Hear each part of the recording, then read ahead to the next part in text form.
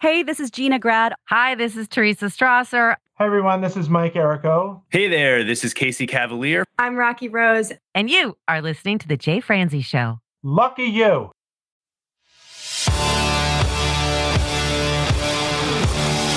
Welcome to The Jay Franze Show. A behind-the-curtain look at the entertainment industry with insights you can't pay for and stories you've never heard. Now, here's your host, Jay Franze.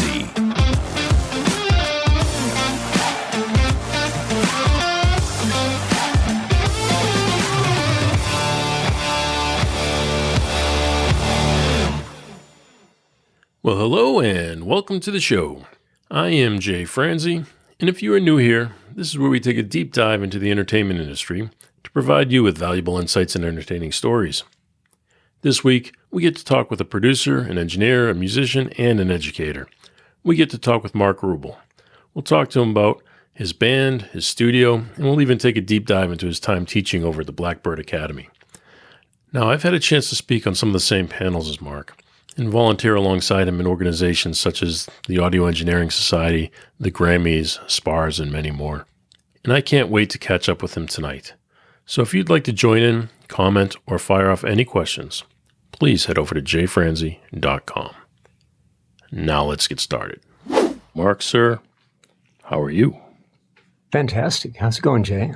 It is going very well, sir. Very well. So good to have you here tonight. I cannot wait for this conversation. Joy to be here.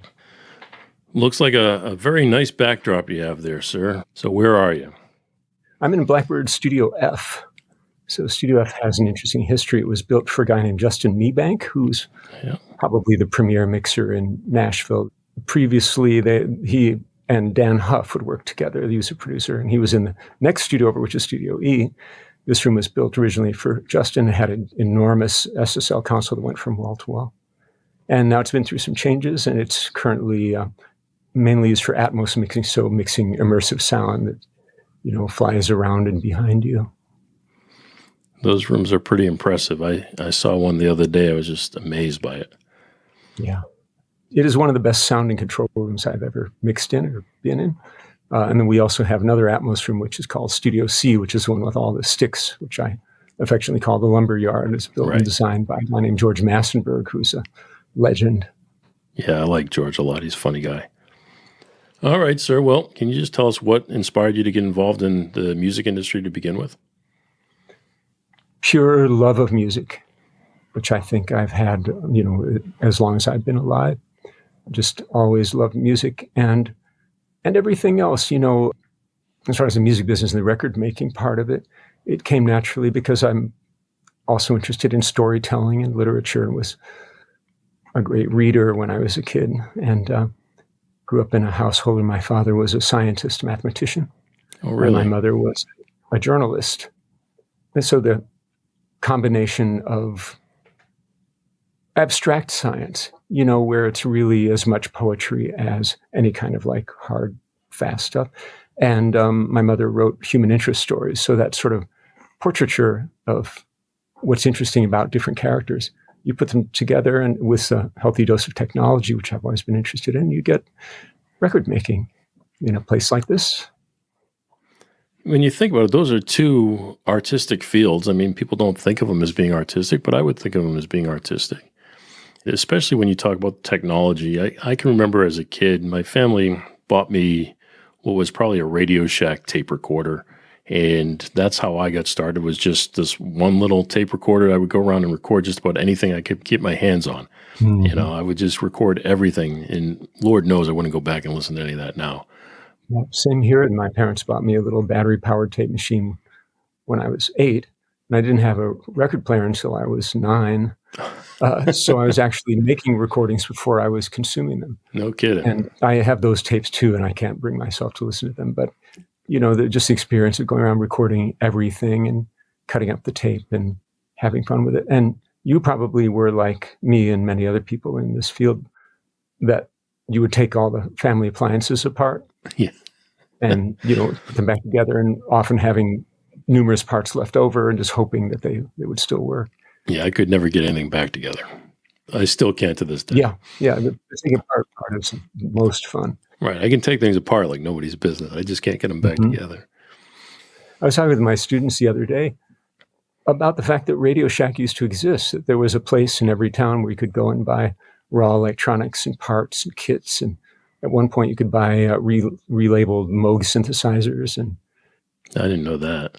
There used to be even more serious, like professional electronic supply houses. There was one a few blocks from my house when I was a kid, and I would just go down and then gaze at all the electronics and just bits and pieces and wonder what they did. And I think that the interest of that, and also I guess being around a university where there were a lot of laboratories and, places where you could see things put together and blown up, was a good influence.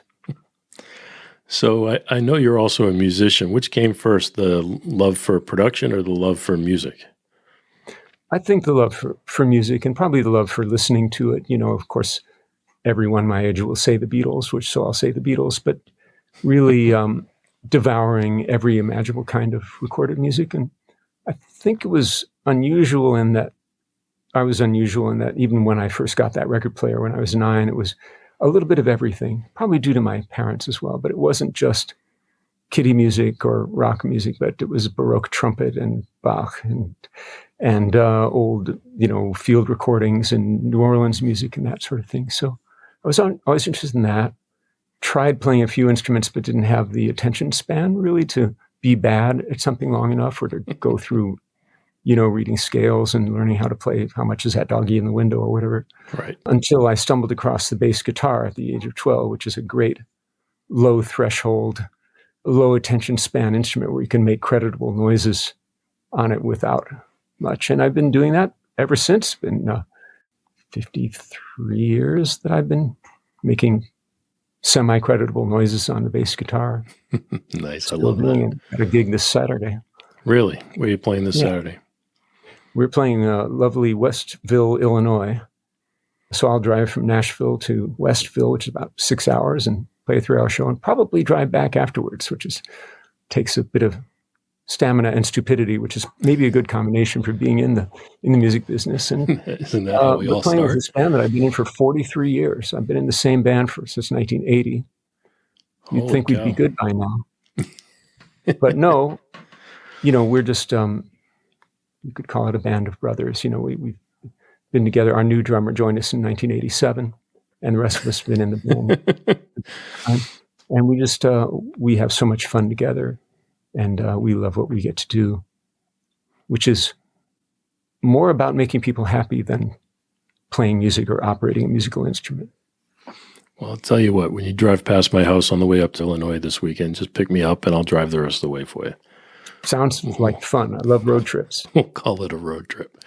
No, your band is amazing. I like it. It's just a good time, I think that's what it's all about, is just making people feel something, and happy is one of those things to make people feel. One of the things that I've realized I like about my band is the amount of chaos and anarchy that we have. It's almost a punk band in that way. We play 50s, 60s rock and roll, but I like the fact that we're always on the edge of control, and the wheels come off regularly and things go wrong, even with the relatively simple music that we're playing, and that we laugh it off and enjoy it. I like the spirit of merry anarchism that drives us. It's so much better to me than seeing a band of people that are overly competent or overly secure. They're just going through the motions and that kind of thing. We really put a lot of energy into it. And I think, to me, that's the part that I love about it. Plus, American rock and roll, the 50s and 60s is great music and super fun to play. Oh, yeah. I used to say that's the time that I should have been brought up in, if I could have. If I could go back to a time, that would be the time for sure. So, 50 plus years in the same band. Well, 43, yeah. That's amazing. Yeah, it's ridiculous. Never expected, when I joined the band when I was 22, that we'd be around long enough for, several of the members to be grandparents. Right. I don't know what that's like. No. Well, yeah. And everything that comes along with getting older. It's just really funny to see us getting joint replacements and, and thicker glasses and to hear an aging rock band get out of a car is hilarious. Any aging old men, making all sorts of groaning noises. But if you want to get older, what better way to get older than in a rock and roll band? And getting older beats the alternative. So let's jump back to Blackbird. You're sitting there in Blackbird right now, and you're the director of education over there, correct? Co-director, yes. Co-director. So what does that entail? What are your day-to-day activities like? Well, a number of things. Mainly I teach. So it's kind of evolved so that the way our recording school works is our students spend half the time there. It's a 6-month program, and our students spend a couple of weeks making records hands-on in Blackbird Studio, which is one of the very greatest recording studios in the world. It's sort of like maybe the Abbey Road of the U.S., you could say. It's just fantastic. So they spend a couple of weeks doing that, and then they spend a couple of weeks in a classroom with me, meeting people, taking trips, visiting studios, and learning as much as I can fit into 3 months. So mainly I'm trying to teach them a little bit of everything about the process of record making, which includes, of course, everything, because it's all about, in some ways, the kind of person you are and how you think about things and the philosophy of it, but also understanding microphones and speakers and instruments and how to mix and mixing consoles and signal flow and the history of recording. And I teach them business and about copyright and acoustics and as endlessly as much as I can. And I bring in really tons of guests, many of them, the kind of the luminaries of our profession. But not just, I bring in lots of famous Grammy-winning engineers and producers who've made all sorts of great records, but also equipment designers, my friend who's a counselor who teaches them about how to interact with human beings, business people, acousticians, people who have record pressing plants, mastering engineers. Just try and give them as much of an overview of the whole process as possible. We go to Memphis for a day and go to all the historic studios there where they made the Al Green records and Isaac Hayes records and Big Star records and all that. And we also go to Muscle Shoals for a day. So that's the main thing that I do. And then we have 3 other instructors who are great engineers and great teachers, and they shepherd them through and kind of supervise them while they're doing the hands-on stuff. And then there's a lot more to it. Well, I should mention we have so this is the recording school part of Blackbird Academy. And there's an entire other school that's for live sound engineers, so people who make PA systems and monitors and install systems in everything from cruise ships to theme parks and all of that.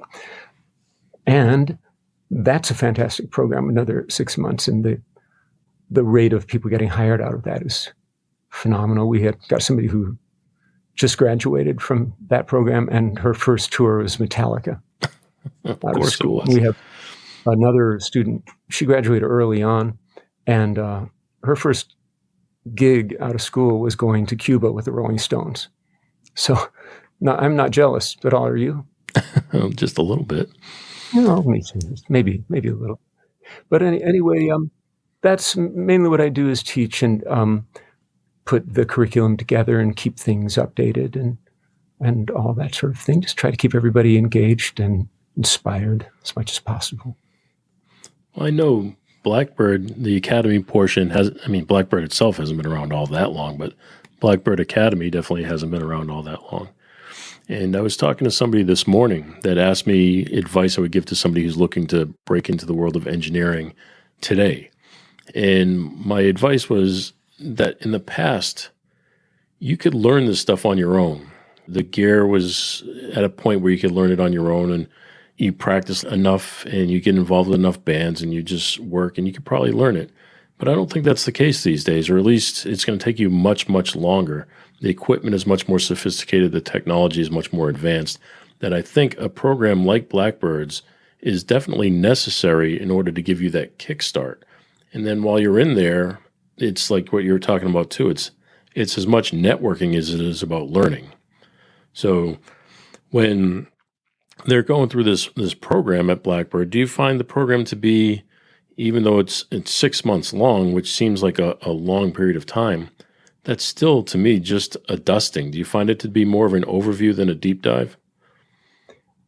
It's an intensive deep dive as much as we can do in the 6 months. But when we first put the school together, I remember talking with John McBride when it was just him and me, the whole academy. And he said, I'm worried that 6 months isn't long. And I said, John, 60 years isn't long enough. There's never an end to learn, of things to learn. And I think a part of what we're trying to impart is an attitude of lifelong learning and curiosity. And in kind of the way a liberal arts education or law education should be is learning how to learn. But also, I think maybe what people get from being with us is they learn what's important. And they realize the technology will keep changing and there will be new technology. And in some ways, that part is easier to learn because you have YouTube and so forth. The hard part becomes sorting out what's correct on there and what's nonsense.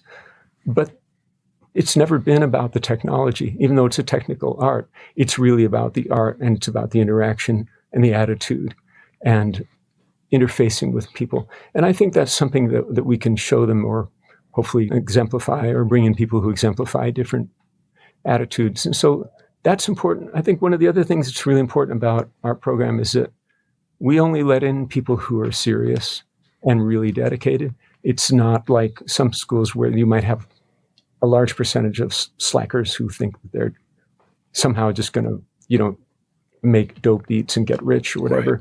Right. We're very clear that this is a difficult occupation. It's hard to get into. So one of the greatest assets of being here is their peer group. It's the relationships that they form with their classmates and with other Blackbird graduates. And we have really at this point an amazing network of people around the country and in other countries who help each other. And especially in LA, we've got a bunch of grads out there who work on each other's records and mix them and program them and produce them. And that makes me so happy to see. We've been around in October, it'll be 10 years. For the Academy. Yeah, for the Academy. And I've been teaching since 85, so I guess that's 38 years of teaching audio. So I've taught thousands of people the audio and music business. You don't let go of things, do you? No. Why would we? No. So you've taught for that long. What's been the most memorable moment teaching? It's an excellent question. There are so many, but for me, it's seeing the light bulbs go off. Saying something and you see somebody light up. When I taught music business, it was that way. I would mention an occupation or something that they hadn't thought of, or I would confirm something that they'd always thought. And to see people light up in that way is a beautiful, memorable thing to have happen. I also live for the first minute of every class. Being a teacher is a little bit like being an entertainer. So being in my band has actually helped because people used to criticize the band by saying, oh, they're not musicians or entertainers. And they go, that's right. Yeah. Yes, we play music and we do an okay job of it. But I think there's a certain amount of theater to teaching, and there's a lot of communication to it. And so to come in with the right attitude and to get everything started off, I think is critically important. And to set the right tone and the right mood and to come in with the right level of enthusiasm, that's the kind of thing that can kickstart or slingshot them into an entire career because they're nervous or they feel out of place. Everyone feels imposter syndrome unless they're a sociopath, most of them. And so I love that moment of that first minute of class. And I liken it to the first minute of a gig. It was something that we're really good at, if I could say so, in my band. We're reading audiences and trying to figure out what their group personality is, what the mass personality is, and knowing when to take them on a left turn and when to slow things down and when to build them up and how to take them on a journey and keep them engaged, right? And that's really the job not only of teaching, but of making records. We are storytellers. And so to understand how to pull somebody into a story, compel them, engage them with a character and want to find out more, to engender curiosity, I think, may be the greatest art of teaching. You mentioned a lot of things there that just strike a chord with me. I taught for years, and I used to be a stand-up comic, and I used to think that those two things belong together. You know, being able to stand up in front of a room, address 30-plus people, and keep them engaged the entire time you're teaching them something that is otherwise pretty sterile. I mean, you're teaching them something that's very scientific, and if you can make them laugh and join in and be part of it, I think they buy into it more. And then I would find, if I did a good job, I would always notice that there'd be more activity in the hallway after the class. So when I would leave the classroom, I'd get a lot of people coming up to me and asking me questions. And like you said, I think that's the engagement that you need to get somebody involved. And then it does affect a career. Like you said, you have people working in LA together and they work as a team, and they do that because of the foundation you gave them, not because of the networking they did on their own. They got excited about something you taught them in class, and that's what kind of gels them together. So are there any other similarities that you drew from your time in the band to your time teaching? Well, I think that being in the band, getting to play that music from the 50s and 60s, which is such a golden era of everything, you know, golden era of songwriting and arranging and musicianship and record production and recording studios and so forth. In race cars and motorcycles. And I did that too. Did you? Yeah, that's the other side. I used to race motorcycles, which is... Oh, really? I don't know. I partly did it for the sound. That's a whole other avenue. But I think to inhabit that music from the inside, you know, the way that our band has had to, you know, we go, well, we want to do this song by Paul Revere and the Raiders or whoever it is, the Turtles. And to take it apart and figure out how they built the harmonies, how the song arranges and how it flows, all the little tricks and counter rhythms and everything that they did to make it interesting. And especially to be a bass player, when I'm not wearing funny hats and throwing tennis rackets around the stage. When you're following the way that they built the foundation of a song and tied everything together and built it up from that is great experience for record production. I mean, it really is. You know, if you're going to be a painter, you would want to go to the art museum and really look at how everybody puts the compositions together and what choices they make. And you can do the same by listening to records, which we do all the time, picking it apart. But to live it that way and then play the songs over and over again, it gets in your DNA. And I think that's great training for making records and hopefully communicating to young people how to make records, maybe what's important, try to help them put things in priority.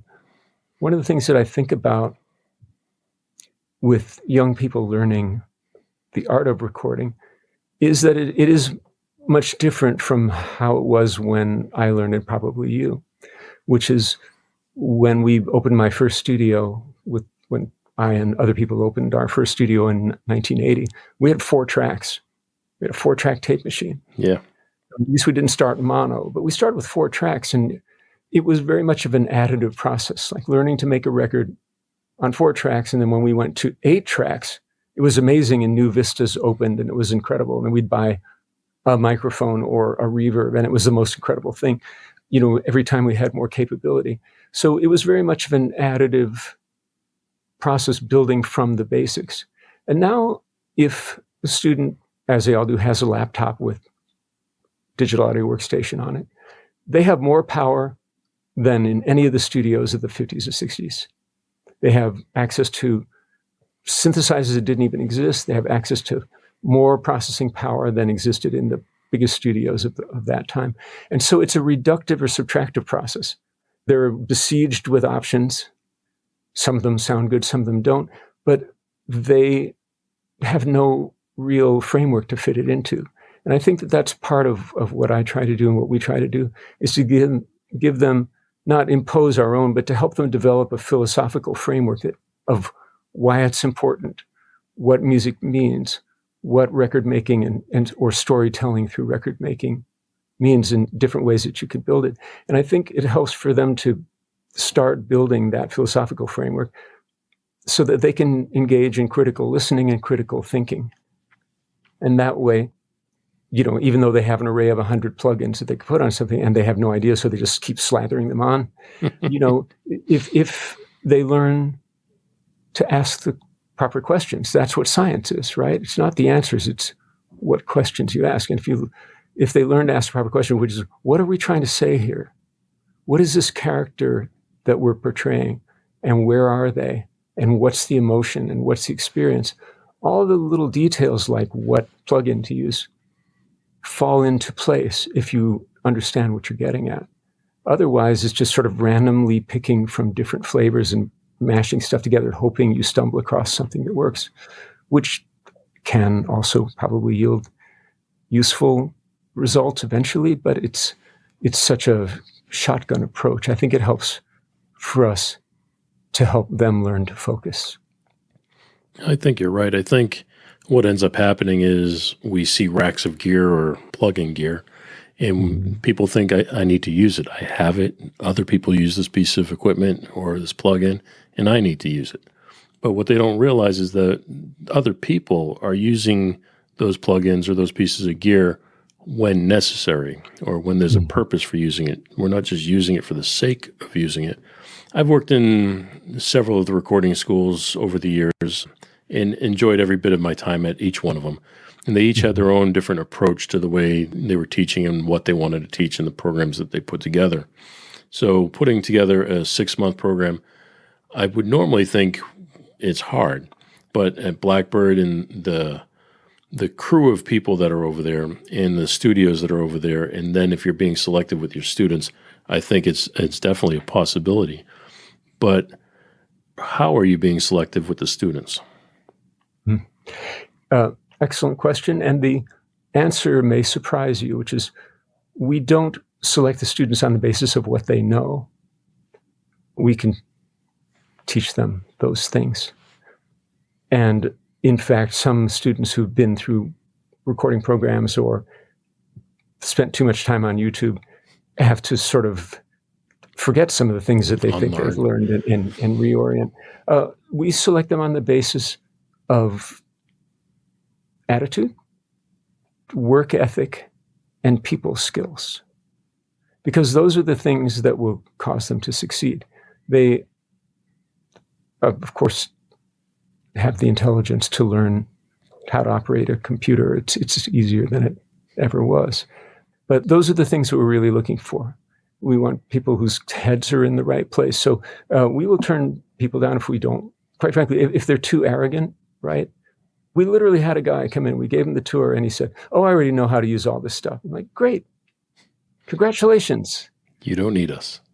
Then you don't need us. And really, again, this is a difficult career to get into. What I like to say is we only take the people who can't be talked out of it, which is pretty much how we were at their age. Sure. Like we would have done this didn't matter what it took. And when I started out, we charged $4.25 an hour, So those are the kinds of people we're looking for. We're looking for people who are as obsessed with the process of making records and all of its intricacies and artistic properties as we have been. And we're really trying to be an alternative to other schools. And the other schools are all great. And they all have different approaches. And it's great to have 4 years to immerse yourself in something. We compact all that. We don't have any electives where they don't have to take literature, accounting, or whatever, as much as that might serve them. It's really the important stuff packed down. I call it a freeze-dried education. I talk to people who studied with us anytime in the last 10 years, like, I'm still looking at my notebook, or I get an email like, now I understand what you were talking about, But we try to get them there faster and hopefully cheaper so that they're not in debt, or at least badly in debt. They're more in debt to the tune of a used car than the tune of buying a house when they come out, because this is a profession where, unfortunately, for better or worse, the entry-level job is working for free, getting coffee for rock stars and that kind of thing. That's one of them, if you're going to follow the traditional route. Now, there are other ways to do it. And I'm actually more and more encouraging the students to follow the entrepreneurial route and set themselves up. If they're going to work for free or not much money, or they're going to go through those early stages, I think they should use their energies to further their own fortunes. But we get people that take all those routes. And we are very fortunate because we get to be at Blackbird, where it is a center of the Nashville recording community in many ways. We get the best of the best here from all around the world, and I drag them in to talk to my students. And I think it's fair to say we have a pretty good reputation. I think you guys have a great reputation. We're able to place the outstanding students with big studios, with producers and stuff like that. And we have people really working for some of the bigger producers in the world, and engineers, and here at Blackbird and other studios, because I think they understand that we're trying to give them the best presentation and the best development. Right.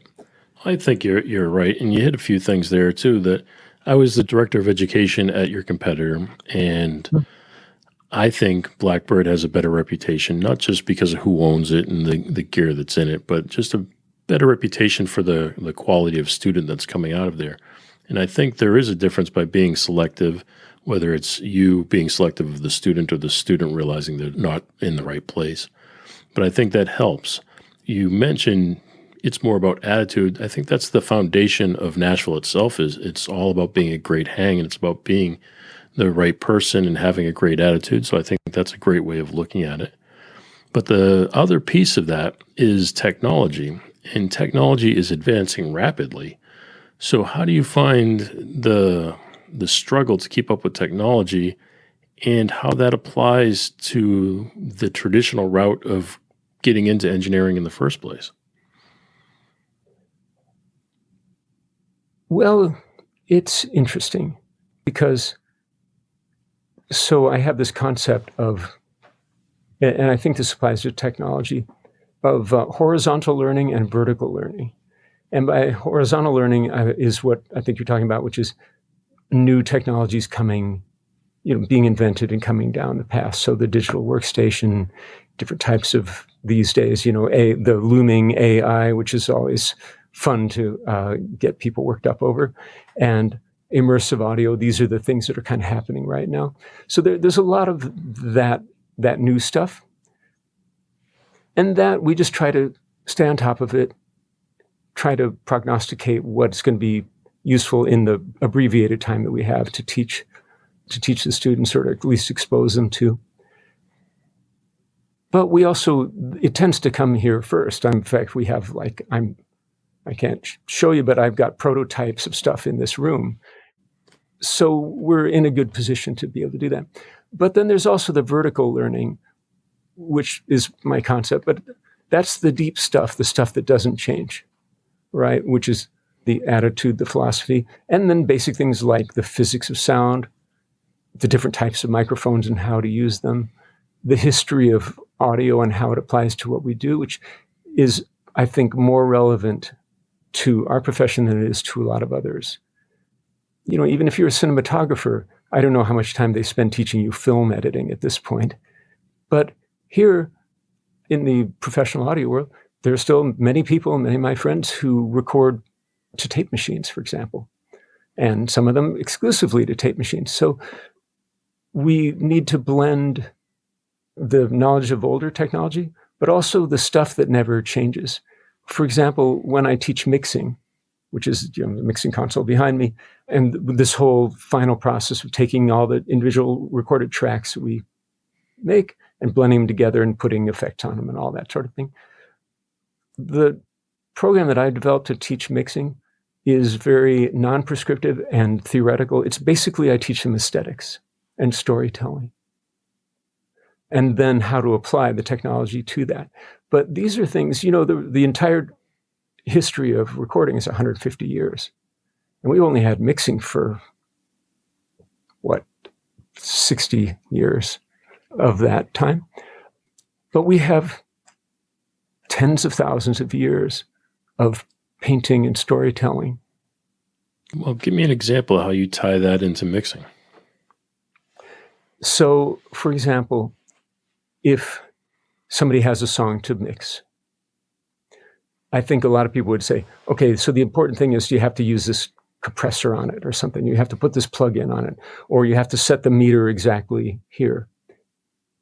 I take it from a different perspective.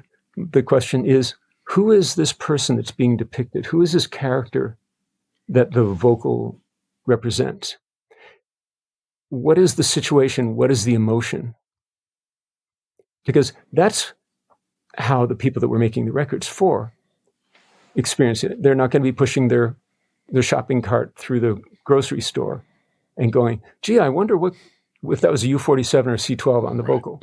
Or they're not going to go, hey, is that the new Lexicon digital reverb? They're going to go, this song hits me in the heart and the feelings. Or I don't like this. Or we need to give them a reason to listen from the beginning to the end of the song and go on the journey. And if we really do a great job, at the end of it, we want them to say, I want to hear that again.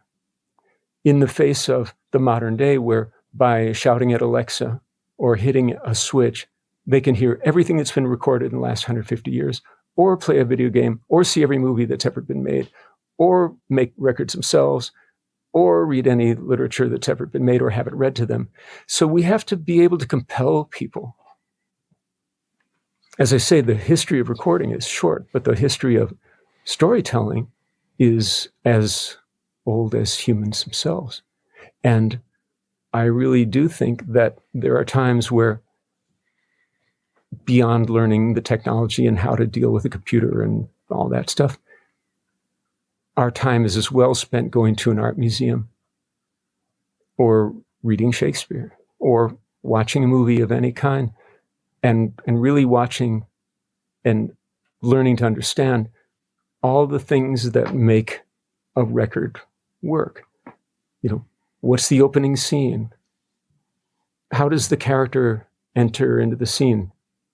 We have a sort of natural inborn sense where we evaluate people quickly, right? It probably goes back as long as there have been people, because it's a survival mechanism. You see somebody coming at you over the savannah, and you want to know, are they friend? Are they foe? Are they trustworthy? Is it your mom? Are they going to give you a cookie? Are they going to hit you with a rock? There are other options, but you get the idea.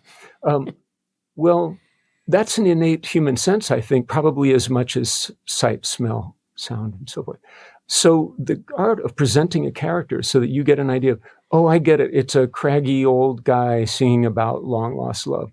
Oh, it's a young, bulletproof person with no flaws singing about how happy they are, etc. Like, how do you portray a character, and how do you make them interesting enough that anyone is going to care what happens to them? And then how do you tell a story? What happens, right? What happens to that character? What kind of a journey do they go through? And where do they end up? Do they end up where they began? Do they end up a wiser person? Do they end up with more or less understanding of what they've been through? These are things that are universal to every culture. So that's the kind of stuff I talk about when I'm talking about mixing. And I also talk about what plugins to use and how to use them, that sort of thing. But I do counsel them to do things like study mythology, because those are all the greatest stories that people have ever come up with. And even if it's just another song about a guy and his truck and his dog and some beer and his guns and his pappy or whatever, It's still a story. How do you make that song stand out from all the other songs about guns, beer, and dogs and pappy? And well, can you relate this character to Icarus? Can you relate this character to Narcissus? Can you relate this character to any other universal or legendary myth? How do you take this, whatever the specific story is, right? It's another song of I love you. And how do you present that in a way that is going to get anyone's attention or keep it? No, I love that approach.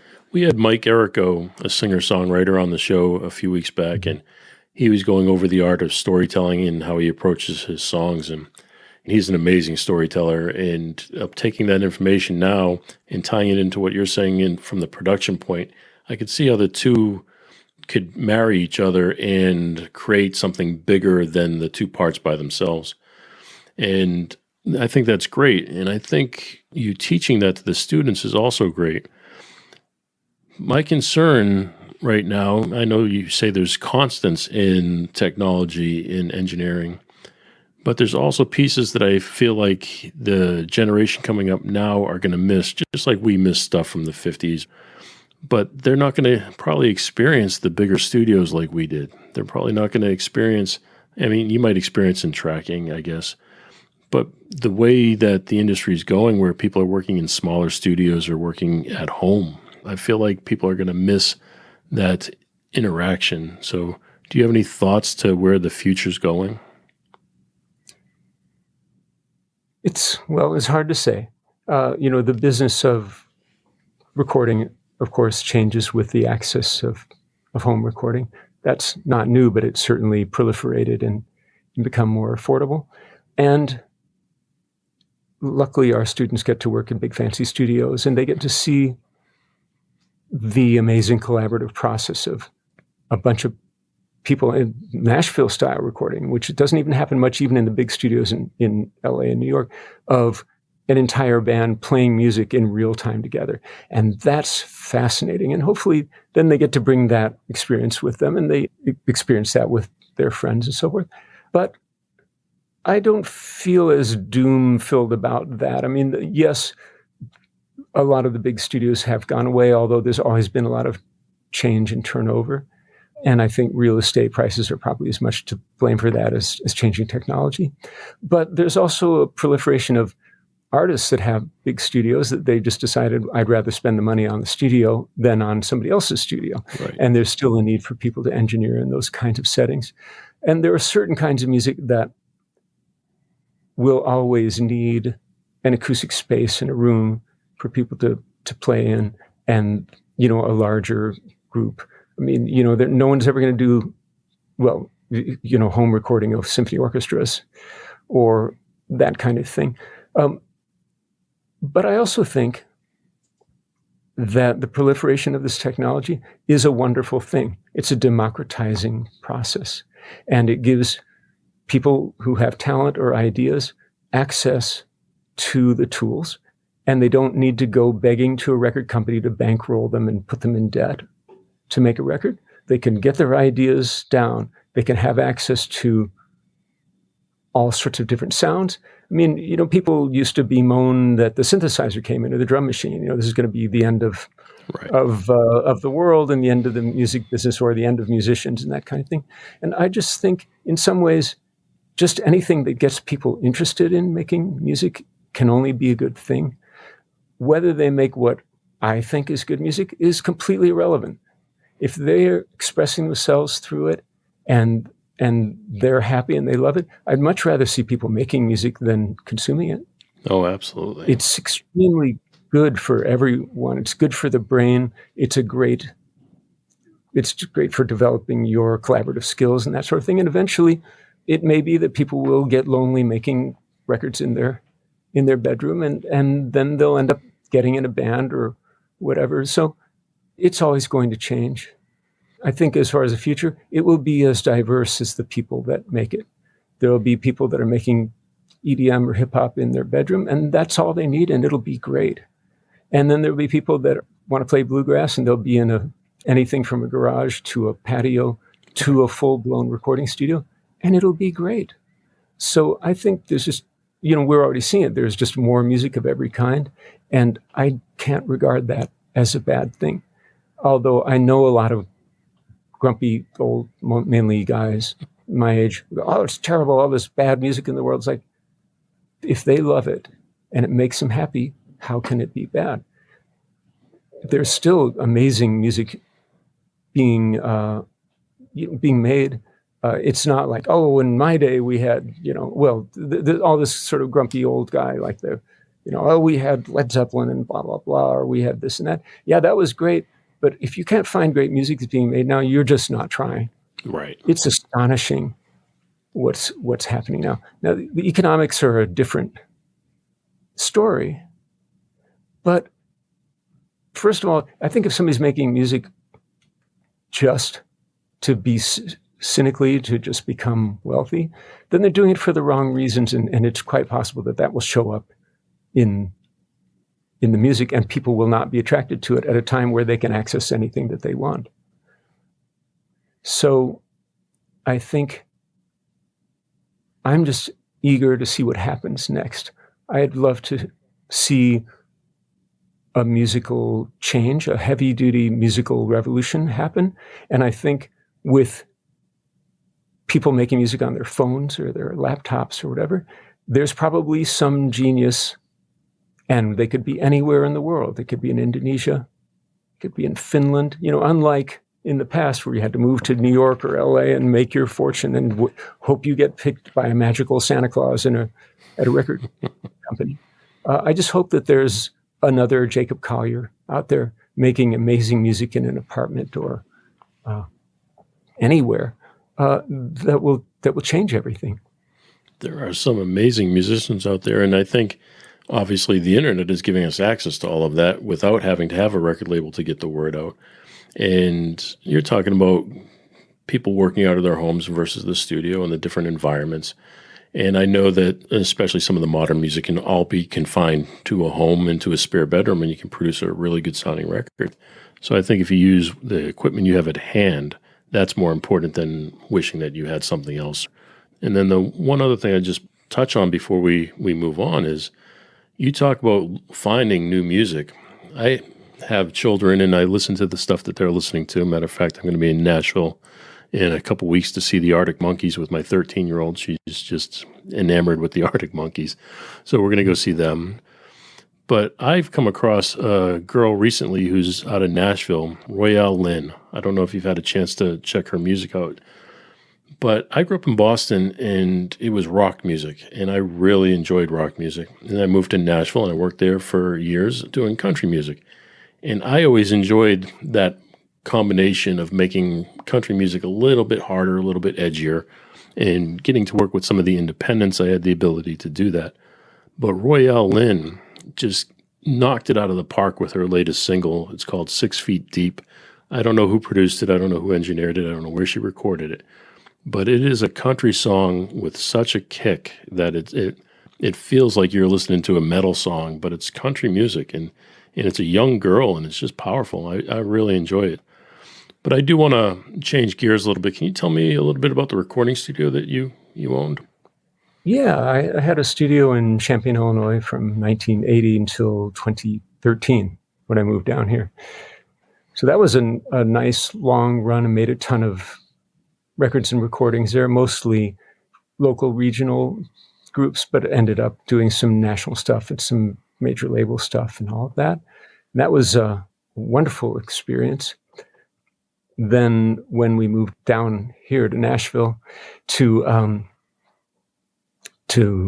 be part of the school, I bought the house and studio of Steve Earle, the songwriter. Yeah. Mm-hmm. He and this great producer engineer named Ray Kennedy had a house on 3 acres with a big studio. It was bigger than the studio I had in Illinois, which was in a big old brick warehouse.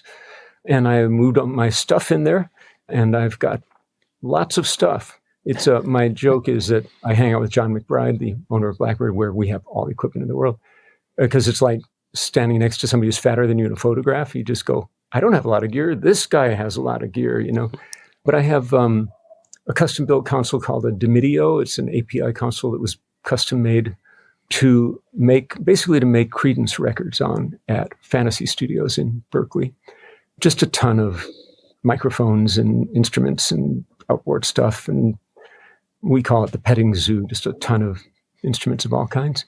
And I had it open for a while down here, and then I started writing a book, and we had a bunch of stuff we were storing in Illinois, so we brought it down and filled the studio up with stuff. So it's currently non-functional while I finish writing this book. But I hope to reopen it and put all that gear to use. Maybe I'll hire some hotshot Blackbird Academy graduate to churn out records in the backyard while I'm teaching. That's awesome. What was the most memorable moment from the studio? Oh, just so many, It's just so many. Getting to work with some wonderful artist. I mean, I guess the thing that I brag about, which I'm really not entitled to, is that I think I'm the first person to record Alison Krauss because she's from that town. And so I can take credit for everything she's ever done, even though that makes sense. I had little to do with it. But so that was pretty amazing. And she was, great. When I got out of college, I was working for various arts councils in the area. And our landlord at the arts council was Fred Krauss, her dad. So I would have her age 12 and her mother driving around Champaign County playing at nursing homes and prisons and stuff like that. So that was pretty cool. I got to work with Adrian Ballou for a couple days in the early 80s, and that was amazing. It was just, he lived in that town too. So it was cool to get to see King Crimson hanging out in the local restaurants and that sort of thing. But, so many moments of working with so many wonderful people. That is an amazing town, an amazing music community. It still is. It's just so full of talent. It's unbelievable. I mean, being in Nashville is really great, and it's bigger, but the level of talent in Champaign, Illinois is just unreal. So I was so lucky to get to make records there for so long with just unbelievably talented players on every instrument. I mean, it helps to have a university there, but there's just a tradition of a great community. It's actually hard to pick out. Of course, 33 years. So you mentioned Alison Krauss, and I had the opportunity for years to work for Bob Bullock, a producer engineer out of Nashville. I know you know who he is. Mm-hmm. So I worked with him for quite a bit of time, and I had the opportunity to go in and work on an Alison Krauss project.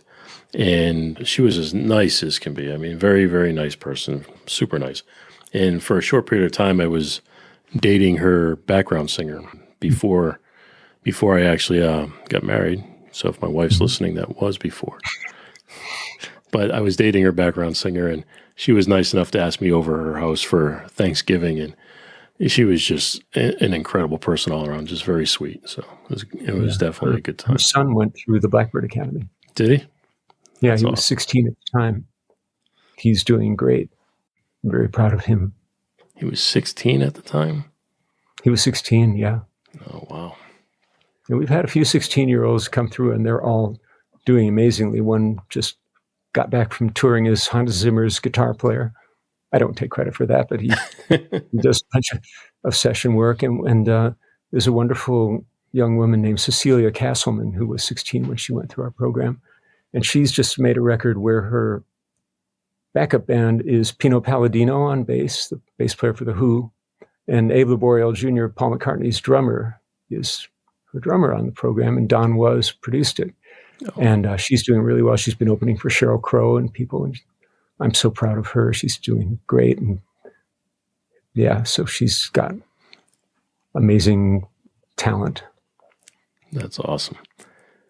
Yeah. Hey, we do this thing here we call Unsung Heroes, where we take a moment to shine the light on somebody behind the scenes that doesn't typically get any credit. Do you have anybody behind the scenes in your life that has helped you get to where you are that you'd like to shine a little light on? Oh, there are so many.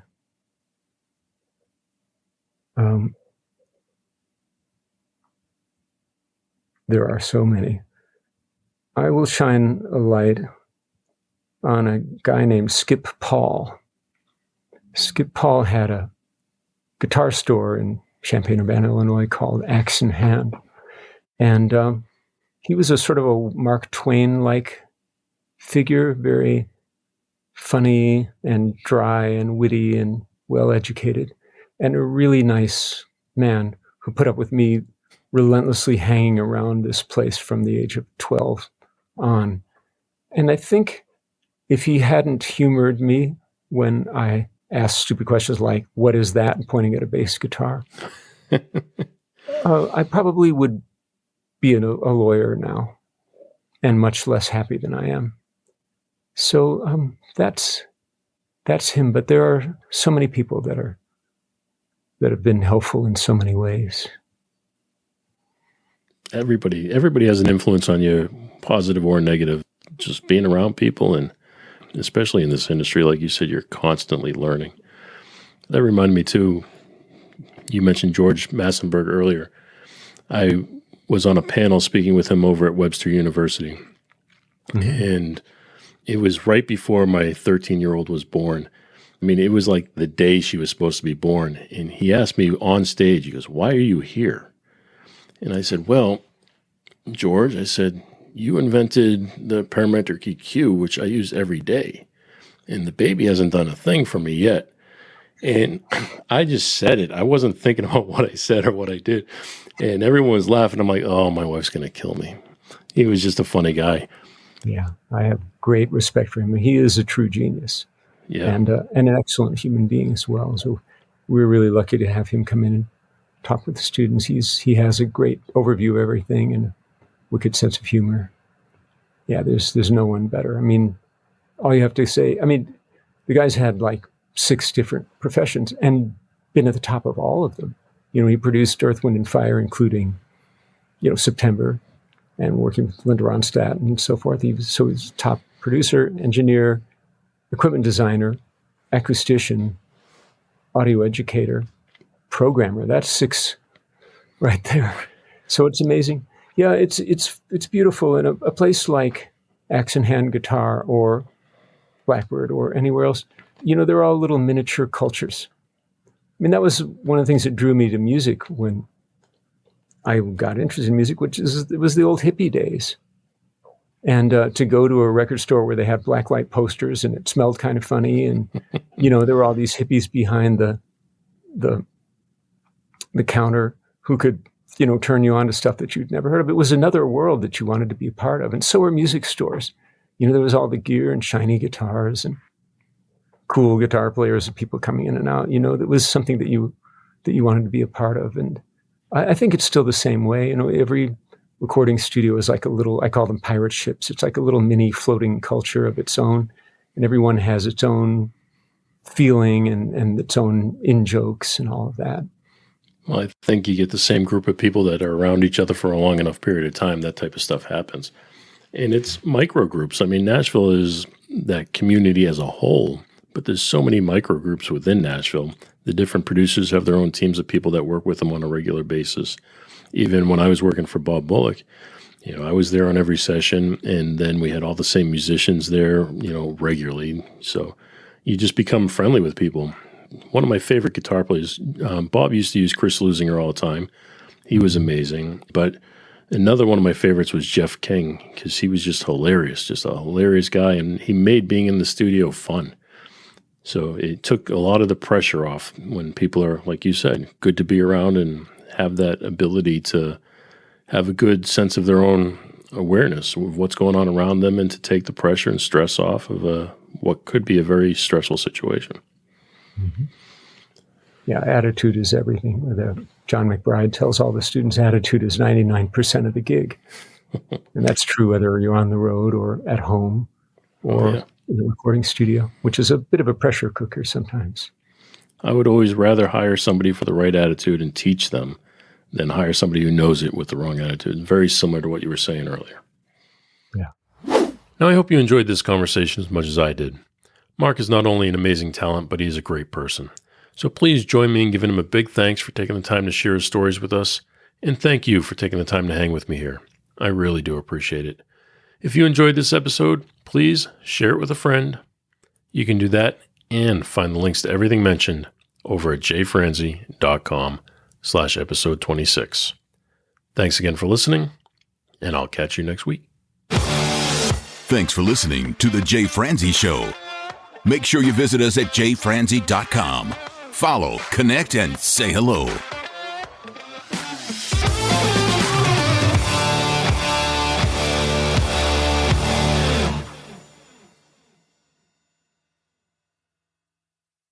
This episode has been brought to you by VR Knives, your source for 100% custom knives made by a true rock star. So, if you're in the market for a new piece of art, reach out to VR Knives.